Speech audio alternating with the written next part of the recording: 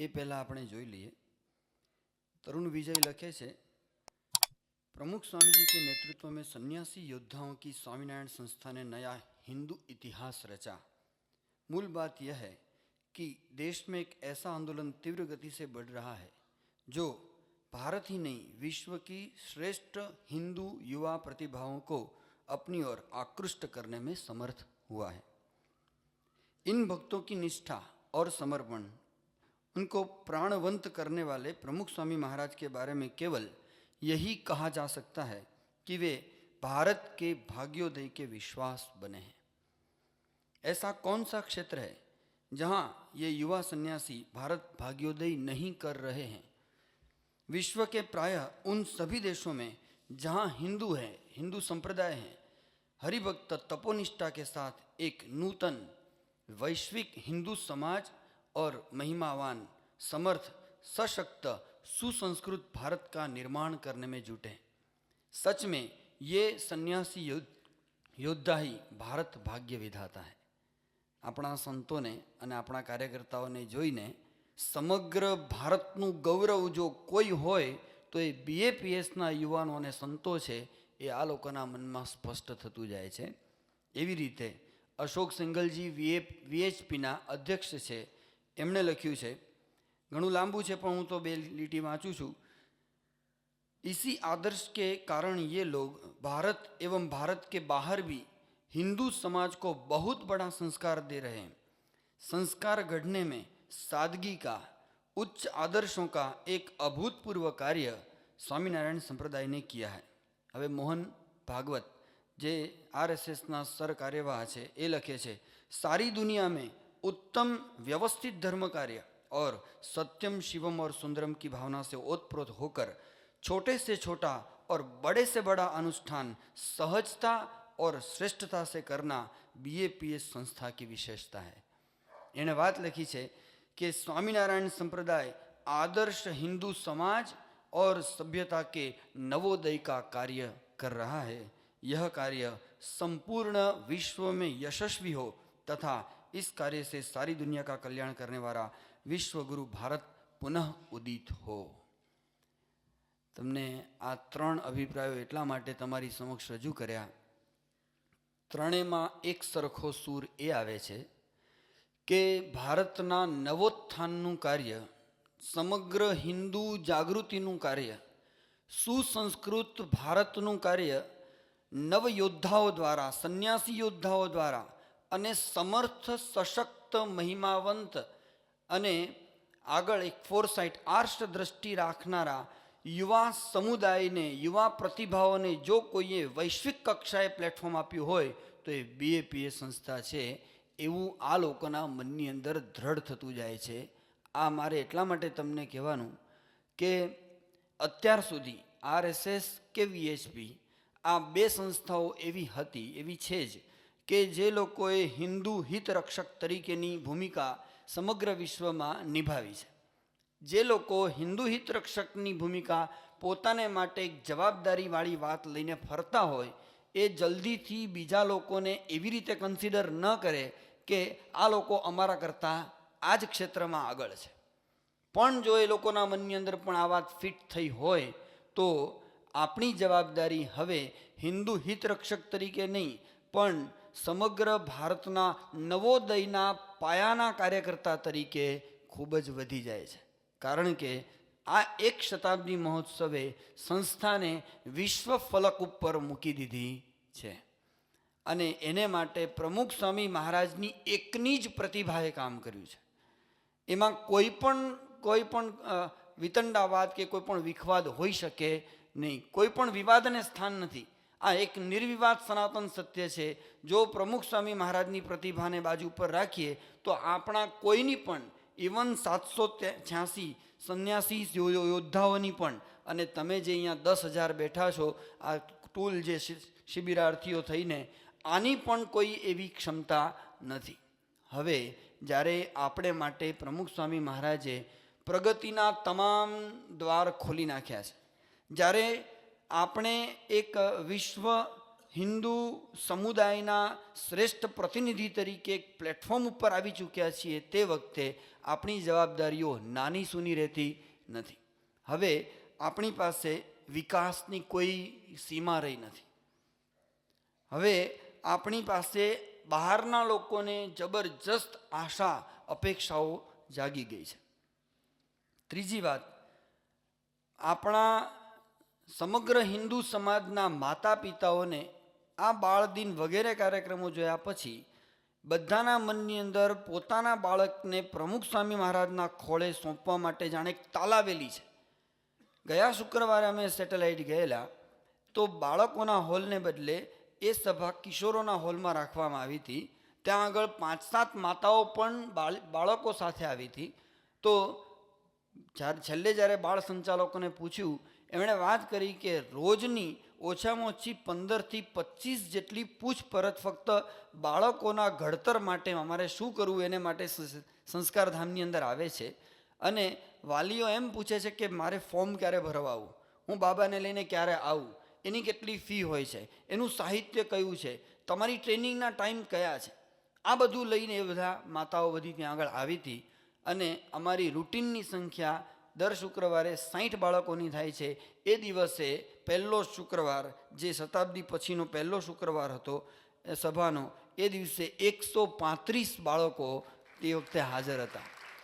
અને એમાં 8 માતાઓ એવી હતી કે જે સભામાં બેઠી હતી, બીજી બધી ઉપરની સભામાં, કારણ કે એના બાળકો મોટા હતા તો મોટા બાળકોને નીચે રાખીને બધી ઉપર, સંપૂર્ણ નવા ફેમિલી એ અંદર એન્ટર થતા જાય છે. હવે આપણી પાસે લોકોને આશા છે પોતાના બાળકોને બાપાના ખોળે મૂકવા માટે. સંતોના કાર્યક્ષેત્ર એ અત્યારે એટલા વિસ્તીર્ણ થતા જાય છે. આ વખતે બાપા અમેરિકા ગયા, 12 સંતોને મૂકતા આવ્યા. જેટલા એક બેચ જતો હોય ને બધા સંતો પ્રાર્થના કરે કે ભારત પાછા જવા મળે. અહીંયા અમેરિકામાં રહેવું નથી. પણ અમેરિકામાં અત્યારે 52 સંતો આટલા ભારત કરતાં 3.5 ગણા 3.5 ગણા દેશની અંદર કાર્ય કરે છે. કોઈ રીતે પહોંચી વળે તેમ નથી. ચલો જરાક ભારતની અંદર આવીએ. ખાલી એકલા ખેડા જિલ્લાની વાત કરો. ખેડા જિલ્લામાં આટલા સંતો, આટલા મંડળો ફરે છે, તો પણ એક સંતને માથે જે જવાબદારીઓ છે એને કારણે એ લોકો પોતાના ક્ષેત્ર હોય એ ક્ષેત્રની બહાર એ લોકોને ક્ષેત્રના પોતાના જ એમાં ફરવાનું હોય તો પોતે પોતાના જ ગામડાઓ એ વર્ષમાં 1 કે 2, વધુમાં વધુ 3 વખત મુલાકાત લઈ શકે છે. આ પરિસ્થિતિ અત્યારે ખાલી ગુજરાતની છે. હવે એક એવો અવસર આવે, એક કલ્પના કરવા જેવું છે સંજયભાઈ, કે ખાલી કોઠારી, ભંડારી, પૂજારી અને જવાબદાર 3 કે 4 સંતો સિવાયના બધા જ સંતોને પ્રમુખ સ્વામી મહારાજ એ ગુજરાતની બહાર હિમાચલથી માંડીને જમ્મુ કાશ્મીરથી માંડીને કન્યાકુમારી સુધીના ક્ષેત્રોની અંદર ફરવા મૂકી દે. કારણ કે અત્યારે બધે જ જરૂર છે. અને ગુજરાતને ફક્ત અને ફક્ત કાર્યકર્તાઓના ભરોસે મૂકી દેવામાં આવે અને સંતો 1 વર્ષ પછી આખા ભારતનો નવોદય કરીને પાછા ફરવાના હોય ત્યારે ગુજરાતની દશા શું હોય? આ બધાએ અંતરદ્રષ્ટિ કરીને જોવાની જરૂર છે કે સંતોનું ફોલોઅપ ન હોય અને સંતો જો વિશાળ કાર્યક્ષેત્રની અંદર નીકળી જાય અને તમારી ઉપર ડાયરેક્ટ જે સંતોનું માર્ગદર્શન અને સુપરવિઝન છે ન હોય તો આપણી શું દશા હોય એ વિચાર કરવાની જરૂર છે. સંતો પહોંચી વળતા નથી તો પણ તમારા મનમાં એક ફિટ છે કે સંતો છે એટલે ઘણું સરળતા આપણને રહે છે.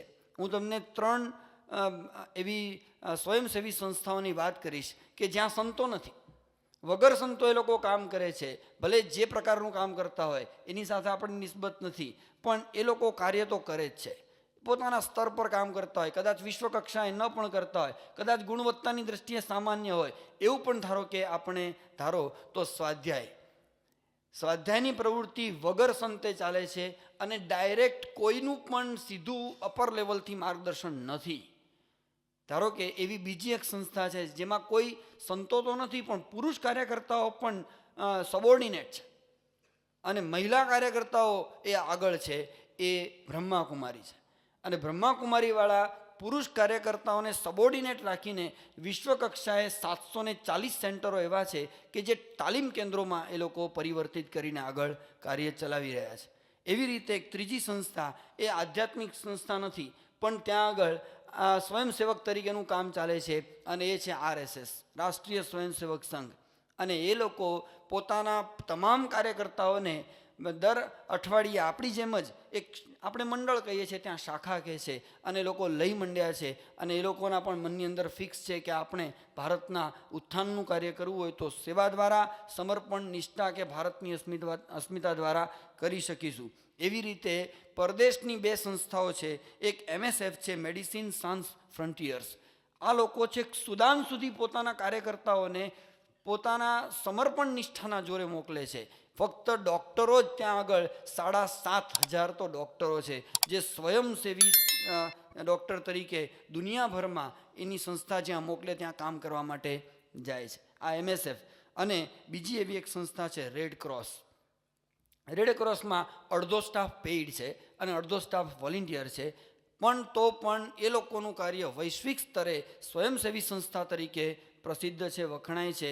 આ તમામ સંસ્થાઓમાં કોઈ પણ ડાયરેક્ટ અમારી જેમ ત્યાગી સંન્યાસીઓના જોર વગર, કોઈ પણ 24 અવર્સ ફ્રી, જેને આને માટે ડેડિકેટેડ ફોર્સ વગર એ લોકો કામ કરે છે. એમાંની આ છેલ્લી બે સંસ્થાઓ તો કોઈ પણ આધ્યાત્મના બેઝ વગર કામ કરે છે. હજુ એક સંસ્થા ભૂલી જવાય છે, એ છે બિયાસની રાધા સ્વામી સંસ્થા. આ બધામાં જોવા જઈએ તો એ લોકો પાસે સંતો નથી, અથવા તો બીજા કોઈ કયા મોટિવથી કામ કરે છે એ આપણે સમજી શકતા નથી, પણ they are doing work like anything.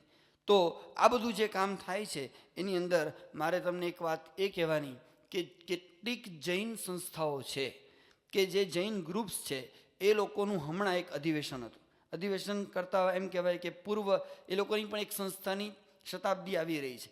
એ શતાબ્દીની પૂર્વ તૈયારીના ભાગરૂપે એ લોકોએ પ્રેક્ષા ભારતી નામનું સંસ્થાન છે કોબા જતા, એ જગ્યાએ એક મોટી મિટિંગ રાખી હતી, જેમાં તમામ શ્રીમંતોને હાજર રાખવામાં આવ્યા હતા, અમદાવાદના અને અમદાવાદ બહારના, કચ્છથી માંડીને મુંબઈ સુધીના.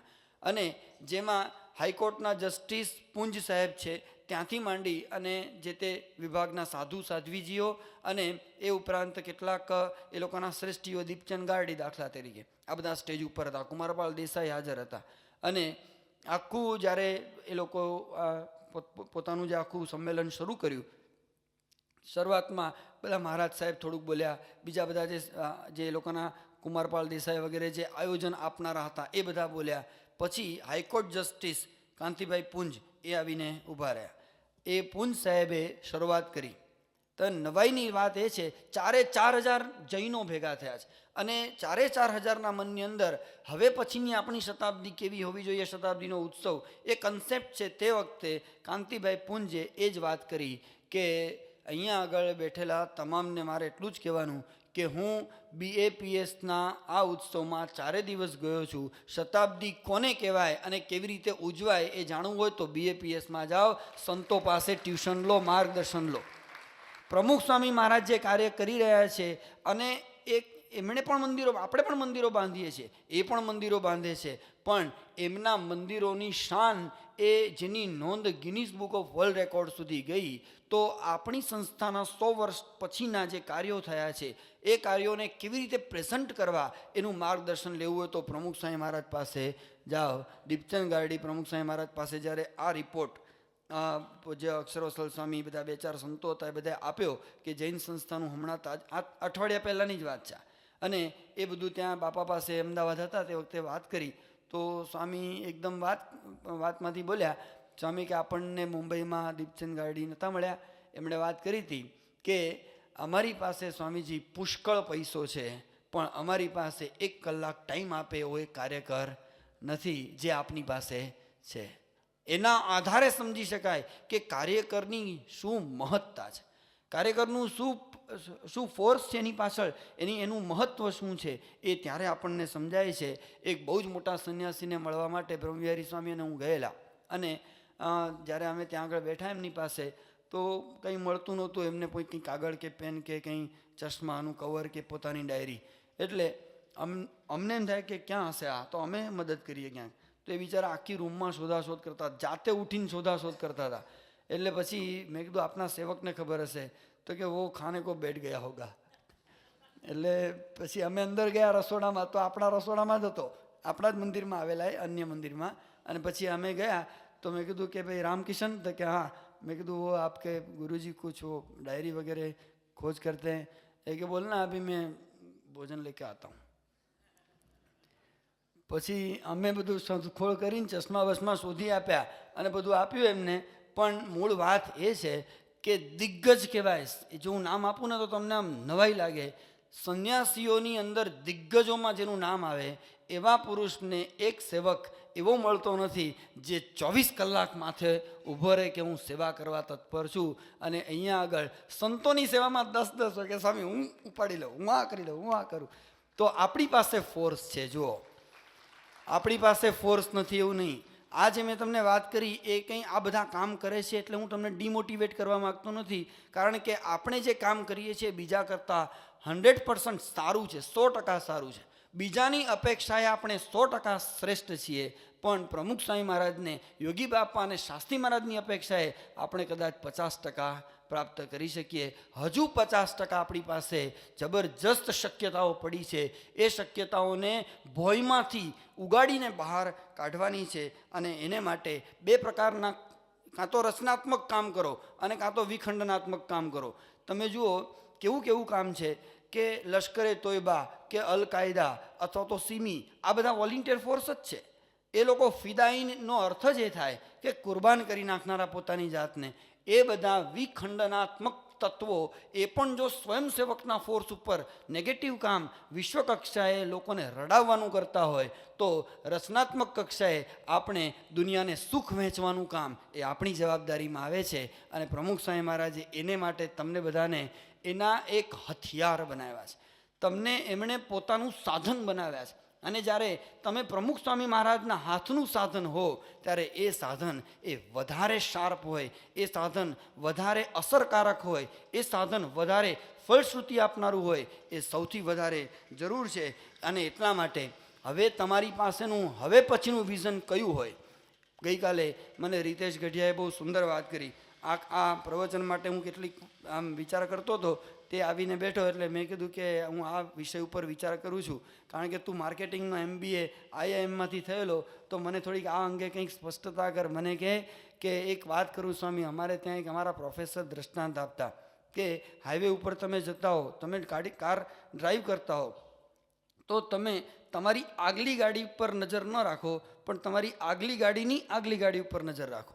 એટલા માટે કે પેલી આગલી ગાડી અચાનક બ્રેક મારશે ત્યારે તમે વિચાર પણ કરવાનો ટાઈમ નહીં હોય.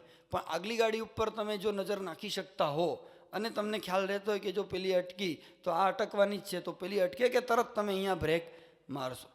એમણે કીધું કે અમારા પ્રોફેસર એમ કહેતા કે તમે જે કામ કરી રહ્યા છો એ કાર્ય કરતાં તમે તમારી આગલી ગાડીની ને એના પછીની ગાડી ઉપર નજર રાખો કે પેલી ગાડી મને કેટલી કામ લાગવાની છે. સમજાયું? અત્યારે તમે નિર્દેશક છો અથવા નિરીક્ષક છો અથવા મંડળ સંચાલક છો. હવે તમે તમારી પછીની જગ્યા કોણ લેશે એના કરતાં એ વિચાર કરો કે તમારી પછીની પછી કોણ આવવાનું છે. તમારા પછીની પછીજી પેઢી આવે, ત્રીજી પેઢીએ કયો કાર્યકર ઊભો તમે કરી શકવાના છો એ જો તમારે નક્કી હોય ને તો તમારા પછીની પેઢી તો એકદમ ક્લિયર હશે જ. આ વાત એટલા માટે કરવાની કે RSSનો એક મોટો છે. હમણાં પરમ દિવસે જ એક બહુ જ મોટા RSSના ગુજરાત સ્તરના કાર્યકર્તા અમને મળવા માટે આવ્યા હતા. પછી એમની સાથે કેટલીક ચર્ચા કરી તો એમણે મને આ જ વાત કરી. RSSનો એક મોટિવ, એક પ્રયત્ન હોય છે કે શહેરી શાખાઓ હોય તો ત્યાં દર 3% દરે વૃદ્ધિ કાર્યકર્તાઓની કરવી, અને જો ગ્રામ્ય શાખાઓ હોય તો દર 1% શાખા દીઠ 1% દરે વૃદ્ધિ કરવી. કેવી રીતે? દાખલા તરીકે જો તમારી શહેરની અંદર 200 શાખાઓ હોય તો 200 શાખામાં એવરેજ 40 સ્વયંસેવકો આવતા હોય તો 8000 સ્વયંસેવકો આવે છે. 3% દરે વૃદ્ધિ કરવાની હોય તો દર વર્ષે 100 દીઠ 1નો ઉમેરો કરો એટલે ઓછામાં ઓછા 8000 દીઠ 240 નવા કાર્યકર્તાઓ દર વર્ષે નવા પ્રોડ્યુસ થવા જોઈએ. નવા બહારથી તમારે ઊભા કરવાના છે. આ લોકો અમે કહે છે આ કન્સેપ્ટ લઈને ચાલીએ છીએ. એવી રીતે ગ્રામ્ય વિસ્તાર હોય અને 5 શાખા એક ગામમાં ચાલતી હોય, ત્યાં 40 સ્વયંસેવકની 5 શાખા હોય ને 200 જણા આવતા હોય તો દર વર્ષે 2 વધવા જોઈએ, 100એ 1. એ રીતે વધારવા જોઈએ તો 200 કાર્યકર દીઠ દર વર્ષે 2 વધારો, કાર્યકર્તાઓ વધારો. જો નીચેનું સ્તર તો એની મેળે વધવાનું છે. અત્યારે હમણાં ઉત્સવ થયો, ઓછામાં ઓછા અમારી સભાઓની અંદર બધી દરેક જગ્યાએ 10-15% હાજરી વધી ગઈ છે. ઉત્સવ પછી બહારના લોકો આવે છે, આપણી રવિવારની સભામાં લોકો આવે. પબ્લિક વધવાની છે, પબ્લિક વધેની સાથે ચિંતા કરવાની જરૂર નથી તો, અને એમાં ખુશ થવાની પણ જરૂર નથી. કાર્યકર્તા વધે ને ત્યારે તમારે રાજી થવાની જરૂર છે, કારણ કે એક કાર્યકર વધે છે એની સાથે તમારી કાર્ય કરવાની ગતિમાં 2 ગણો વેગ આવે છે. આ હકીકત જ છે. અને એટલા માટે ક્યાં ક્યાં કાર્યકર્તાઓનું મહત્ત્વ છે, ક્યાં જરૂર છે. તમે જોજો મોટી મોટી કંપનીઝની અંદર તો એક કાર્યકર ઓછો હોય અથવા સામાન્ય હોય ને એ કંપની ડિમોરલાઇઝ થાય, ધીરે ધીરે એનું પતન થઈ જાય છે. જેમ ભરૂચની વાત ડૉક્ટર સ્વામી ઘણી વખત કરતા હોય છે પેલી ડેરીની, અને એમાં એ આખી ડેરીનું પતન થયું અને એક જ ઠાકોરભાઈ કરીને કોઈ મુખ્ય કાર્યકર આવ્યા એના ચેરમેન તરીકે, અને એ જ મશીનરી, એ જ સ્ટાફ એની પાસેથી ખોટમાં જતી આખી ડેરી ઊંચકી અને એણે અપર લેવલ પર મૂકી દીધી. આજે એ ડેરી કંઈ 45-50 લાખનો વાર્ષિક માસિક નફો કરતી થઈ ગઈ. તો એક વ્યક્તિ બદલાય છે અંદરથી તો આખા મંડળનો કાં તો વિકાસ કરે છે, અને એક વ્યક્તિ જો આડી ફાટે છે તો એ મંડળનો રકાસ પણ કરે છે. આ બંને બાબતની વાત છે, એકદમ ક્લિયર થવાની જરૂર છે કે તમારી પાસે કાર્યકર્તાઓની ક્યાં ક્યાં ખોટ છે. એક લિસ્ટ બનાવ્યું તમે? આ બનાવવાની જરૂર છે. જુઓ તમે, આ હું થોડુંક વાસ્તવિક ચિત્ર પણ આપું છું. અમે જ્યારે આ શતાબ્દીના કાર્યક્રમોની મિટિંગ કરતા હતા તો 6 મહિનાથી આ બધી મિટિંગો થઈ છે. 6 મહિનાથી પાછળ અમે લાગ્યા હતા, ત્યારે આમ મિનિટ ટુ મિનિટ કાર્યક્રમ સંપન્ન થઈ શક્યો. અને એમાં બાપાના આશીર્વાદ જ 100% કામ કરે છે. મહેનત તો આપણે કરતા જ હોઈએ છીએ. એમાં અમે જ્યારે છેલ્લે યુવકોને એનાઉન્સર તરીકે સિલેક્ટ કરવાતા અમારે કે કયા, કારણ કે આમાં હિન્દી, ગુજરાતી ને ઇંગ્લિશ ત્રણેય ઉપર સરખો કમાન્ડ હોય એવો, અને વોઇસ પણ સારો હોય, પ્રેઝન્ટેશન પણ વૈશ્વિક સ્તરનું હોય, એવા પ્રકારના છોકરાઓ શોધવાતા. એક જયેશ માંડણકા સિવાય કોઈ દેખાતો નહોતો. છેવટે ફરીને અમે ગોંડલથી પેલા શૈલેષને વાત કરી, એ શૈલેષ આવી ગયો. બીજા 6 કે 7 જણાના અમે ટેસ્ટ લીધા, મુંબઈ, દિલ્હી સુધીના છોકરાઓના ટેસ્ટ લીધા. તો આપણને એક આંતરરાષ્ટ્રીય કક્ષાએ ઊભો રહી શકે એવો એક સારો એનાઉન્સર શોધતા પણ તકલીફ પડી. આપણે જો એમ વાત કરતા હોઈએ કે અમે વિશ્વ કક્ષાએ આવું ઓર્ગેનાઇઝેશન ચલાવી રહ્યા છીએ, NGO તરીકે અમે શ્રેષ્ઠ છીએ આધ્યાત્મિક દુનિયાની અંદર, અમે એક સિતારા તરીકે ચમકી રહ્યા છીએ, એક સૂર્ય છે, સિતારો શું કરવા? તો આપણી પાસે સૂર્ય હોઈએ તો નક્ષત્રો હોવા જોઈએ કે નહીં? આપણે જો સૂર્ય હોઈએ તો આપણી પાસે ગ્રહમાળાઓ હોવી જોઈએ કે નહીં? આપણે જો સૂર્ય હોઈએ તો આપણી આજુબાજુ એવા પ્રકારના સ્ટાર્સ હોવા જોઈએ કે નહીં, કે જે સૂર્યની આમ પ્રતિભાને વિકસાવી શકે એવા પ્રકારનું. તમે જુઓ, આપણી પાસે સારા સંગીતજ્ઞ યુવાનો નથી, આપણી પાસે સારા આયોજક કાર્યકર્તાઓ પૂરતા નથી. આ બધા નથીનો અર્થ એવો નથી જ, પૂરતા નથી.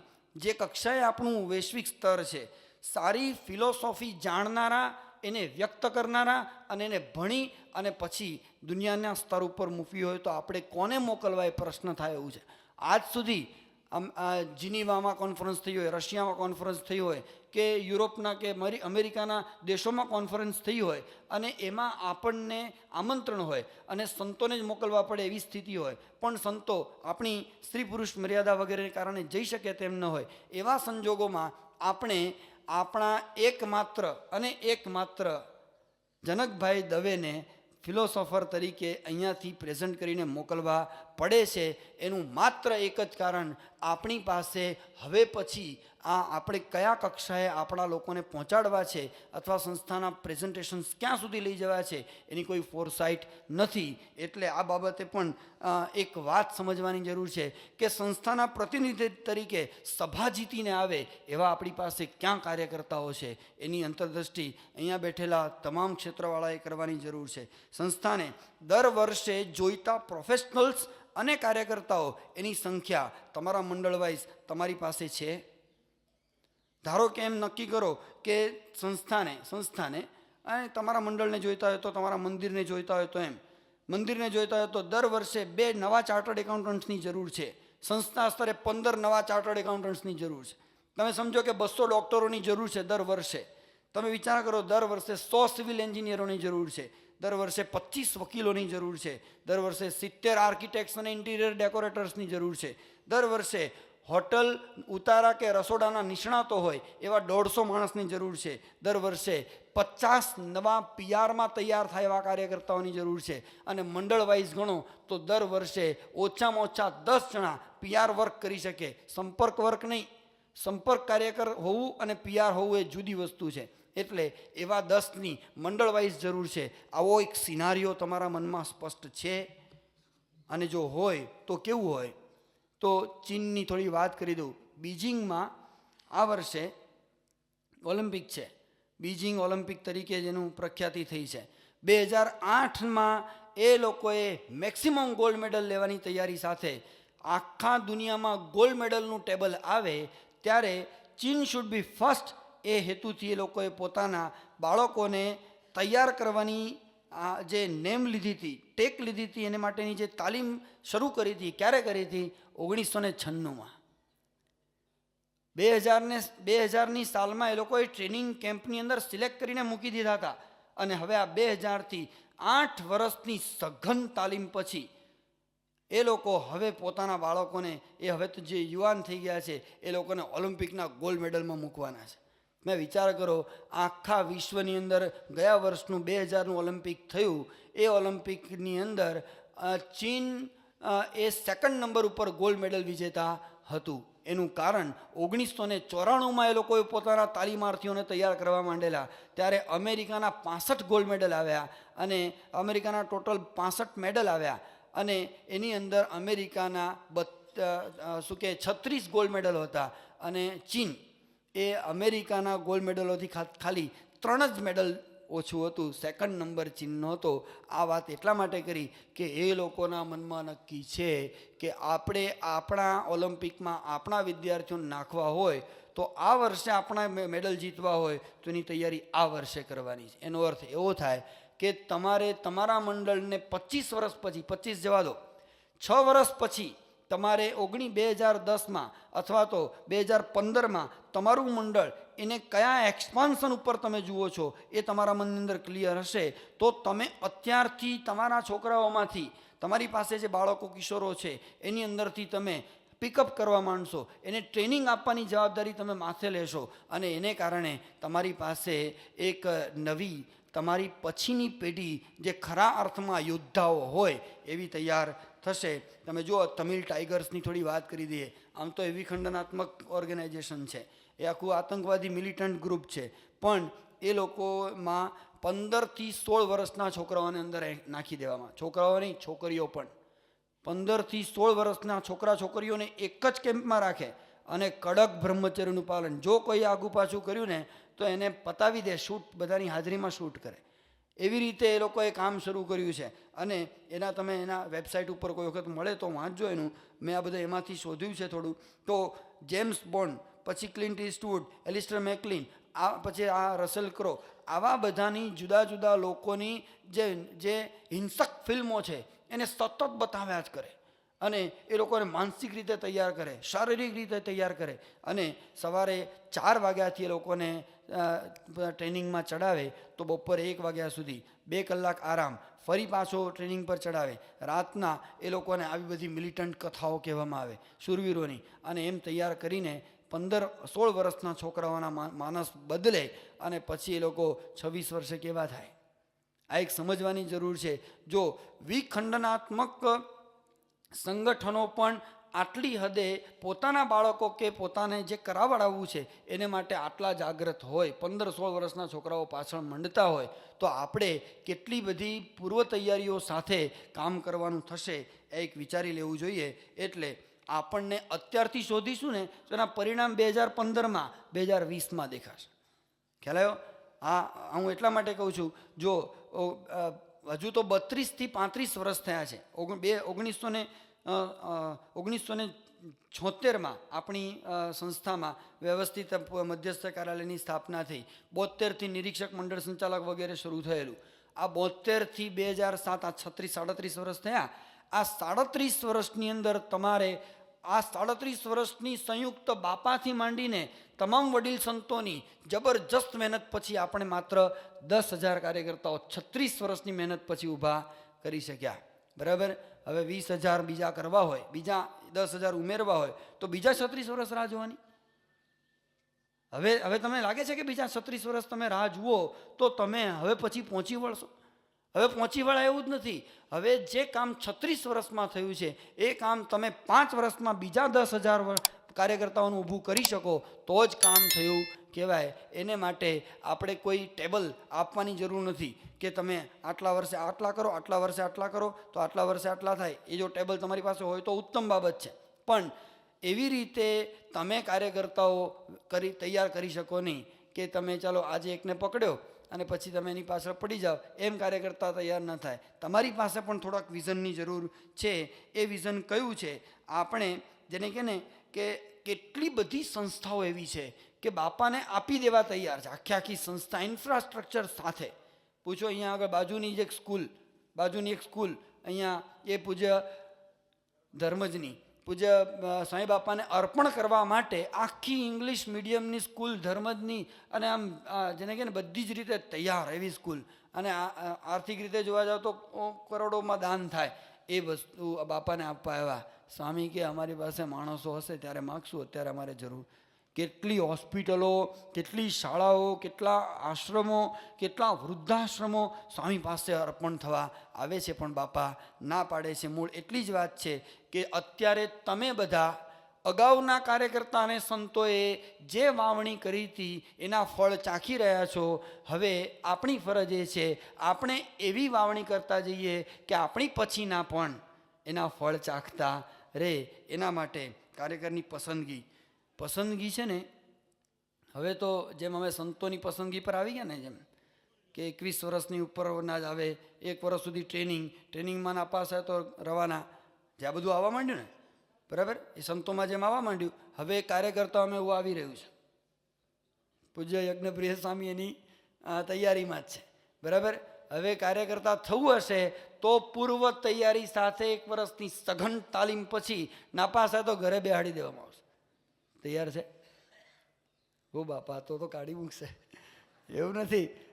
આ તો એટલા માટે કહું છું, જો તમે કદાચ નામ સાંભળ્યું હશે કે મેકિન્ઝી કન્સલ્ટન્સી નામની એક જબરજસ્ત મોટી કંપની છે. એનું કામ શું છે? ધારો કે કેડિલામાં આવે કે રિલાયન્સમાં આવે તો એ લોકો 1 વર્ષ સુધી તમારી ભેગા જ રહે અને બધું જ આખી ફેક્ટરીનું મેનેજમેન્ટથી માંડીને નટ બોલ્ટ ફિટ કરવા સુધીના ફિટર સુધી ભેગા રહે, અને પછી બધું તપાસ કર્યા પછી એ લોકો 1 વર્ષ પછી કન્સલ્ટિંગ શરૂ કરે તમારી જોડે રહીને, અને પછી એમ કે આટલી તમારી જે જગ્યાઓ છે એમાં ફોલ્ટ્સ છે, આટલા લૂપ હોલ્સ છે, આટલી તમારી મેનેજમેન્ટની ખામીઓ છે, એમાં અમે કહીએ આટલા તમે ફેરફાર કરો, એમાં આવા માણસો લાવો. એ માણસો આવે પછી એના ઇન્ટરવ્યૂ લે. કેટલા? એક ઇન્ટરવ્યૂ પૂરું ના કરે, 7 રાઉન્ડ ઇન્ટરવ્યૂ ચાલે. લેખિત ને ઓરલ ને બધા જનરલ નોલેજથી માંડી અને એના ટેકનિકલ નોલેજથી માંડી, એની સ્કિલથી માંડીને, એની CEO તૈયાર કરવાના હોય તો એની લીડરશિપ ક્વોલિટીથી માંડીને એની કોમ્યુનિકેશન સ્કિલ સુધીનું બધું જ તપાસે. 7 રાઉન્ડ પછી પાસ થાય પછી એને પગાર આપે. પગાર 56-58 હજારથી ચાલુ થાય, 2 લાખ સુધીના પગારો શરૂ થાય. પણ એ કઈ કન્સલ્ટન્સીમાંથી બહાર આવ્યો છે અગત્યનું છે. એમ હવે BFPS કન્સલ્ટન્સીમાંથી બહાર આવવાનું થશે. એટલે એ કન્સલ્ટન્સી કોણ ખોલશે? તમારે ખોલવાની. તમારે તમારા મંડળમાં એ કન્સલ્ટન્સી ખોલવાની છે. તમારા મનની અંદર ક્લિયર હોવું જોઈએ કે હું મારા પછી એક મંડળ સંચાલક સિલેક્ટ નથી કરતો, પણ હું મારા પછી એક નિર્દેશક સિલેક્ટ કરું છું. તમે યાદ રાખો, કોઈ પણ મંડળ સંચાલક એ આખરે નિર્દેશક કક્ષા સુધી પહોંચી શકે તેવો છે, એવો વિચાર કરીને જો તમે સિલેક્ટ કરશો તો તમારા કન્સેપ્ટ બદલાવા માંડશે. ચલાવી લઈશું, ચલો ને ભાઈ થોડું કરે છે ને તો આમ છે, એવી રીતે ચલાવી લેશો તો કોઈ એનો આરો આવવાનો નથી. એટલે થોડીક વાત એ પસંદગી અંગેની વાત, જો આપણા બેઝિક સત્સંગની ક્વોલિટી છે એ તો હોવી જ જોઈએ. એમાં તો આપણે પડતા નથી. હું કાર્યકર કક્ષાની જ વાત કરું છું.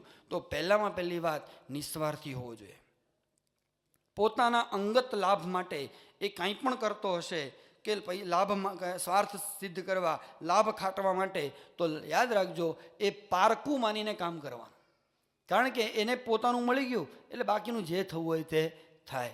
આ વિચારધારાવાળો તો ચાલે જ નહીં. બીજું પસંદગીનું ધોરણ છે વિશ્વાસી હોવો જોઈએ. વિશ્વાસી કેવી રીતે? જો સંસ્થામાં પ્રશ્નો આવવાના છે, સંતોથી માંડીને તમે કામ કરતા હશો તો બધામાં પ્રશ્નો તમને દેખાશે. અભાવ અવગુણ પણ આવવાની સંભાવનાઓ રહેવાની. હવે એ વખતે આવા જે પ્રશ્નો સંસ્થામાં આવશે ત્યારે આવા લોકો હોય છે ને એને સુલઝાવવા પ્રયત્ન નહીં કરે, પણ સંસ્થાની પદ્ધતિઓ સામે પ્રશ્નો ઊભા કરે. આવા તો જોઈએ જ નહીં, કોઈ હિસાબે આવા જોઈએ નહીં. RSSમાં અડવાણી ખાલી એટલું બોલ્યા, તમને ખ્યાલ હશે એક વખત એમનું પ્રવચન આવ્યું હતું તેટલું બોલ્યા કે એકચ્યુઅલી બોલ્યા હતા જુદું, પણ એ છાપામાં છાપે છપાયું કે ભારત હિન્દુ રાષ્ટ્ર નહીં બની શકે. આટલું અડવાણી બોલ્યા. RSSના વડાથી માંડીને VHPના અધ્યક્ષોથી માંડીને બધાની તીવ્ર પ્રતિક્રિયા આવી ગઈ કે why should Advani speak like this, આવું બોલવું જ ન જોઈએ એણે. પણ પછી બીજે દિવસે આ પાછું આવી ગયું, માફી માગી બધાએ કે સોરી ભૂલ થઈ ગઈ, અડવાણી બોલ્યા હતા બીજું, અમે સમજ્યા બીજું. પણ અડવાણી સામે પ્રશ્નાર્થ કરનારા RSSના લીડરો પણ હતા. કેટલાક લોકોએ કીધું કે અડવાણી આવું બોલે જ નહીં, આનું નામ વિશ્વાસ. આપણે પ્રમુખ સ્વામી એ તો આવું હોય જ નહીં, આ પ્રમુખ સ્વામીના સંત, આ સંત એ આવું કરે જ નહીં, આવું બોલે જ નહીં. આવા પ્રકારનો વિશ્વાસ એ જેના મનમાં હોય ને કે કિંગ ડઝ નો રોંગ, આવા વિશ્વાસી હોય ને એ જ BAPSના કાર્યકર્તા તરીકે સિલેક્ટ કરવા જોઈએ. ત્રીજી વાત, ઉત્સાહી અને સમય આપનાર. આ આપણી પસંદગીનું ધોરણ હોવું જોઈએ. આમાં હું તમે 3 વાત કરીશ. જ્યારે વઢવાણમાં પ્રતિષ્ઠા થઈ, શાસ્ત્રીજી મહારાજની પાસે ઉમંગભેર પત્ર લઈ અને પેલા ભાઈલાલભાઈ એ વસોથી વડતાલ પહોંચ્યા, અને જ્યારે બાપા રાહ જોઈને બેઠા હતા શાસ્ત્રી મહારાજ, અને જ્યારે સ્વામીને મળ્યા ખૂબ રાજી થયા, ભેટ્યા, અને તે વખતે ભાઈલાલને શું પૂછ્યું કે ભાઈલાલ, જે ઉમંગથી તમે આવ્યા છો તેવો ઉમંગ કાયમ રહેશે? તો પેલા કીધું સ્વામી કે એવો ને એવો ઉમંગ મને રહેશે. તો સ્વામી કે યાદ રાખજો, મને વળગવાથી દુઃખ બહુ આવશે, તે ખમાશે?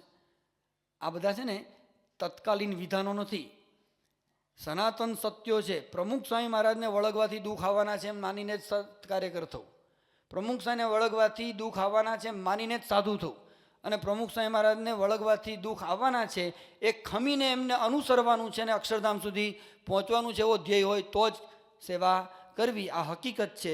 તો ભાઈલાલ બોલ્યા કે એ દુઃખ આવે ત્યારે તમે જાળવી લેજો, પણ હું તમારી પાછળ ચાલતો રહીશ. એક્ઝેક્ટ શબ્દો, અનુસરીશ. એનો અર્થ એવો થાય, કાર્યકર એવો ઉત્સાહી હોવો જોઈએ કે દુઃખમાં ભગવાન અને સંતને અનુસરવાની તૈયારીવાળો હોય, એ ઉત્સાહ. બીજો ઉત્સાહ કાર્યની મેળે આવવાનો. જો દુઃખની અંદર ટકી ગયો ને તો એ સુખની અંદર દોડીને કામ કરવાનો જ છે.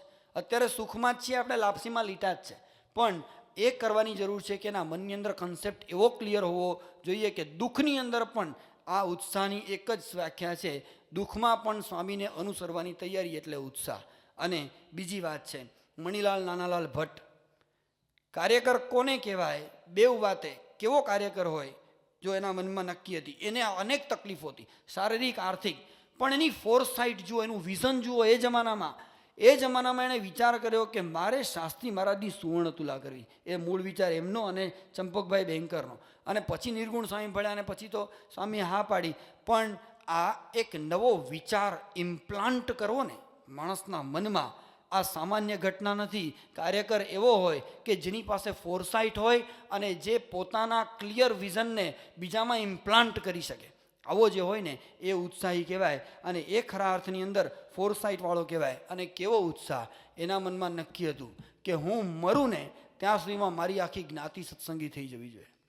આ કાર્યકર આવા હોય, આખી જ્ઞાતિ સત્સંગી કરવી જોઈએ. અને માણસે જાંબુ જ્ઞાતિના અનેક બ્રાહ્મણ પરિવાર, અનેક એટલે મોટા ભાગના 50 થી 55% કાર્યકર પેલા જંબુ જ્ઞાતિના બ્રાહ્મણોને લગભગ કાર્યકર કક્ષાના સત્સંગીઓ બનાવી દીધા, કોઈ પણ તાલીમ આપ્યા વગર. શું કામ કર્યું હશે માણસ? તો આ વિચાર કરવાની જરૂર છે. એવા મગનભાઈ પણ હતા, પણ આ તો મણિભાઈને તો ઘણા જોયેલા હશે, એવા પણ આમાં કદાચ બેઠા હશે. તો એક આ વાત પણ સેકન્ડરી વિચાર રાખીને કરવો જોઈએ. અને છેલ્લી વાત, પસંદગીના ધોરણમાં એક સમયની કુરબાની આપે એવો, બીજું જ્ઞાન અને માહિતીવાળો, અને ત્રીજું ભણતરવાળો. હવે બહુ ઓછું ભણેલા કાર્યકર્તાઓ હોય તો એ સેવા તો કરવાના જ છે ને, એ લોકોને આપણે હેડ્સ ઓફ છે, અત્યાર સુધી એ લોકોએ જબરજસ્ત કામ કર્યું જ છે. પણ હવે પછીની પેઢીઓ છે ને એ ભણેલા માણસો માંગશે. શા માટે પ્રમુખ સ્વામી મહારાજ આજે પણ સત્સંગમાં આવનારા સાધુ થવા માગતા યુવાનોને પાછા ભણવા ધકેલે છે? જાઓ ભણીને આવો. કેમ? શા માટે? સ્વામીને ખબર છે આવનારી પેઢી ભણેલા છોકરાઓનું વધારે, ભણેલી અધિકૃત વ્યક્તિઓનું વધારે સ્વીકારવાની છે. એટલે હવે પછી ભણતરનું ધોરણ પણ આપણા કાર્યકર્તાઓમાં જોવામાં આવશે અને એને માટે આપણે પણ જોવું જોઈએ. આ વાત એટલા માટે કે સમયની કુરબાની છે ને એ હવે ધીરે ધીરે ઘટતી જઈ રહી છે. હવે વડોદરા કે અમદાવાદમાં અમને અનુભવ થાય છે, મુંબઈ કે સિકંદરાબાદમાં કે દિલ્હીમાં અનુભવ થાય છે, જ્યાં જ્યાં મેટ્રો સિટીઝ થયા છે કે જ્યાં આગળ મેગા ઓપોર્ચ્યુનિટીઝ ઊભી થઈ છે, ત્યાં આગળ ખૂબ સુંદર ભણેલા છોકરાઓ જેની માટે સંતોએ પોતાનું લગભગ જેને કહે ને કે દૈવત નીચોવી નાખ્યું હોય અને તૈયાર કર્યો હોય, એવો છોકરો એ છેવટે એમ કહી દેશે કે સ્વામી મને હવે અમેરિકા જવા મળે છે અને ત્યાં આગળ મારે હવે જવું પડશે અને મારે ત્યાં $3 લાખ પેકેજ છે અને હવે હું ત્યાં આપણે ભલે જાય તો સારું છે, ત્યાં આગળ કંઈક સત્સંગનું કામ કરશે જ, પણ જે પોટેન્શિયલ તમે એને આ નીચેવેલું છે તો એની પાસે પૈસા આપવાની તાકાત વધવાની છે, ટાઈમ આપવાની તાકાત ઘટવાની છે. એટલે હવે તમારે ટાઈમ આપે, ભણતરવાળો પણ હોય અને સાથે જ્ઞાન અને માહિતીથી સજ્જ હોય, આ ત્રણેય વસ્તુ જેની અંદર હોય એવો કાર્યકર પસંદ કરવાનો થશે. આ હોય ને તો એનામાં લીડરશિપ ક્વોલિટી હોય જ. એટલે આદમી કા મસ્તક તથા પેરાશૂટ ખુલને પર ही કામ કરતા है. આ વાતની સત્યતા સમજી રાખવી જોઈએ. એક હકીકત છે, our most undeveloped territory is in under our heads. સમજાયું? મોસ્ટ અનડેવલપ્ડ, અત્યંત અવિકસિત હકીકત એ છે વિશ્વનું સૌથી અવિકસિત સ્થાન આપણી ટોપીની નીચે છુપાયેલું છે. આ મેનેજમેન્ટનો પ્રિન્સિપલ છે. એનો અર્થ એ છે કે આપણે આપણી જવાબદારીઓ બીજાને સોંપતા થઈએ. તાલીમ આપવાની રીત એ છે કે જવાબદારીઓ સોંપવા માંડો. H.G. વેલ્સનું સુંદર વાક્ય છે, કોઈ પણ સમાજ એના મુગ્ધ વયના કિશોરોને કશાક મહત્વના કામમાં નહીં પરોવે તો એ સમાજમાં તકલીફો ઊભી થશે. એટલે માણસો ઉગાડવાના છે. ચીનની એક કહેવત છે, આ યાદ રાખવા જેવી છે, જો તમને 1 વર્ષ પૂરતી ખુશી જોઈતી હોય તો મકાઈ વાવો, અરે મકાઈ ઉગાડો. જો તમને 3 થી 5 વર્ષ સુધીની ખુશી જોઈતી હોય તો આવડત ઉગાડો. જો તમને 10 વર્ષની ખુશી જોઈતી હોય તો પૈસો ઉગાડો. અને જો તમને પેઢીઓની ખુશી જોઈતી હોય તો માણસાઈવાળા માણસ ઉગાડો. આ આપણે કરવાની જરૂર છે. આપણે એ કરવા માટે કાર્યકર છીએ. આપણે કાર્યકરો ઉગાડવાના છે. એટલે આપણે માળી જેવા મનુષ્યો હોય એવાની સાથે આપણા કાર્યકર્તાઓને રાખવા, જેથી એને ઉગાડી શકે. એનો અર્થ કે તમે માળી બનો. આપણા સંતો માળી છે, એમની સાથે એની મુલાકાતો એ અવારનવાર કરતા રહો. તમારી પોતાની સૌથી મોટી કાર્યક્ષમતા કઈ છે? એ કહે છે, it is fine thing to have ability, but the ability to discover ability in others, that is true test. Ability હોવી એ સારું છે, પણ બીજામાં એબિલિટી છે કે નહીં એને ડિસ્કવર કરીને એને તમે પછી એને જગતના મંચ ઉપર રમતો મૂકો, એ બહુ જ અગત્યનું છે.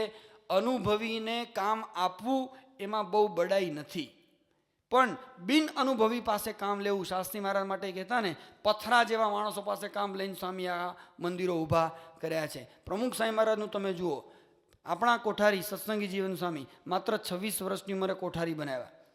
તમે જુઓ પીજે સ્વામી, 5 રાજ્યોની જવાબદારી સ્વામી એમને આપી, 12મા ધોરણ સુધીના પાસ, અને કોઈ કોઠારીપણાનો અનુભવ નહીં. આવા તમને આમ લાઈનબંધ કોઠારીઓની વાત કરું, જેને કોઈ જ અનુભવ નહીં, ખૂબ જ નાની ઉંમર, પણ સ્વામીએ જબરજસ્ત જવાબદારીઓ સોંપી અને કામ કર્યા છે. તમે જો વિશ્વકક્ષાએ આ કામ મૂકી દીધા. એનો અર્થ એટલો કે અનુભવીઓને શોધવાની જરૂર નથી, અનુભવ ઉગાડવાની જરૂર છે. અને વિવિધ જવાબદારીઓ છે. તમે કહો કેટલી જવાબદારી આપી, અમે તો આટલા છીએ, પૂરતા છીએ. એવું નથી. જો મંદિર એક્ટિવિટી, મંદિર પ્રવૃત્તિ સંયોજક, આ બધી નવી પોસ્ટ ઊભી કરી શકાય. પરીક્ષા, પછી ધર્માદાન નિરીક્ષકના સબોર્ડિનેટ કાર્યકર્તાઓ અને એકાઉન્ટની ટીમ, પછી સ્વયંસેવક દળ, શ્રમયજ્ઞ આયોજન, યુવક મંડળ બાળ પ્રવૃત્તિ, ઉત્સવ સમિતિ સલામતી, આ બધા જ ક્ષેત્રો એવા છે તો એક છેલ્લી નાની વાત કરી દઉં કે હોદ્દાનો નિમણૂક પત્ર, તમે બધા હોદ્દેદારો છો, હોદ્દાનો નિમણૂક પત્ર એવા કાગળ ઉપર છપાયેલો હોવો જોઈએ કે જે 3 વર્ષમાં ગળી જાય. સમજાયું? એનો અર્થ એટલો જ કે તમારો હોદ્દો 3 વર્ષ સુધી ચાલુ રહેશે. ભલે તમે 10 વર્ષ સુધી કામ કરો, હોદ્દેદાર તરીકે નહીં. આપણે તો હોદ્દો ગયો એટલે ઘણા એવા છે હુઈ જાય, બસ હવે તો પેલો કૂટ્યા કરશે, એટલે આ કૂટણું છે. તો આ વિચાર કરવાની જરૂર છે. હોદ્દો ઓગળી જાય અને કામ ચાલુ રહે, જિંદગીના અંતિમ શ્વાસ સુધી તમે કાર્યકર જ છો, એવો કાર્યકર તૈયાર થાય. એને માટે વર્તનની તાલીમ, ક્ષમા અને એની સાથે સ્વામી બોલ્યા કે અંતે રુચિ સહાય કરશે. એક છેલ્લું વાક્ય કહીને પૂરું કરીએ છીએ. યા તો નિખરો યા તો નીકળો.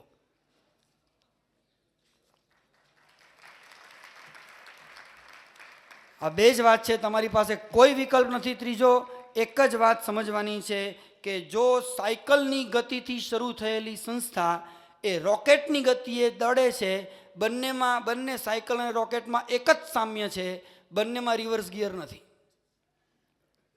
પ્રમુખ સ્વામી મહારાજે સાયકલથી શરૂ કરેલી એ યાત્રા જો અત્યારે રોકેટ સુધી પહોંચી હોય, રોકેટની ગતિ ઉપર, તો તમારી પાસે હવે કોઈ રિવર્સ ગિયરની અમને અપેક્ષા નથી. અમને એટલે બાપાને.